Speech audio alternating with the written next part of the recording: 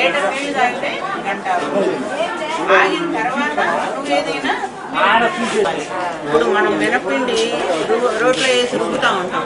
నీళ్లు పోసి రుబ్బితే పత్రం కింద పడుతుందా? నలగదు కదా.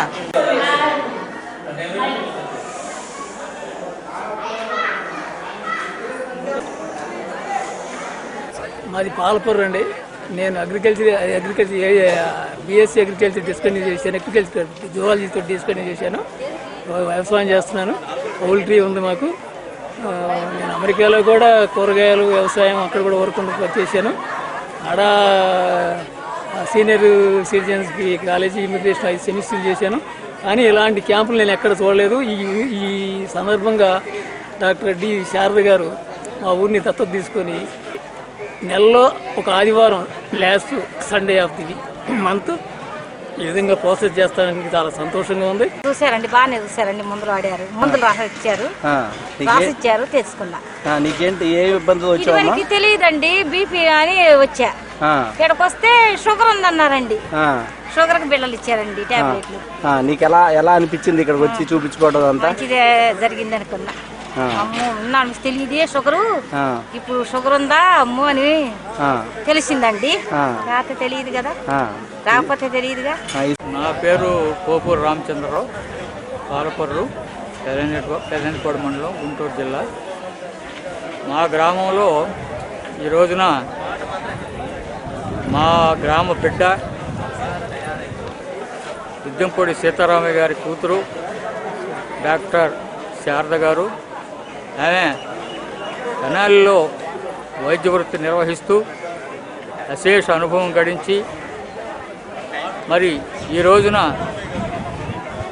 తను పుట్టిన గడ్డ పాలపర్రు గ్రామం మీద మమకారంతో ఈ గ్రామానికి ఆరోగ్య పరిరక్షణ నిమిత్తం ఏదో కార్యక్రమం చేసి జనానికి ఆరోగ్యాన్ని గురించి అవగాహన కల్పించి మరి ఈనాడు ప్రజల్లో వ్యాపిస్తున్న అనేక విధములైన జబ్బులు, వాటికి నివారణకు ఏ విధమైన చర్యలు తీసుకోవాలి అనే దాని గురించి ప్రజల్లో అవగాహన కల్పించడానికి, వారికి వారి జబ్బులకు అవసరమైన పరీక్షలు నిర్వహించి అటు గుండె జబ్బులు కానివ్వండి, ఇటు రక్తపోటు కానివ్వండి, మరి చక్కెర వ్యాధుల గురించి కానివ్వండి, క్యాన్సర్ గురించి కానివ్వండి, ఇలాంటి పరీక్షలన్నీ నిర్వహించడానికి, ప్రజల్లో అవగాహన కల్పించడానికి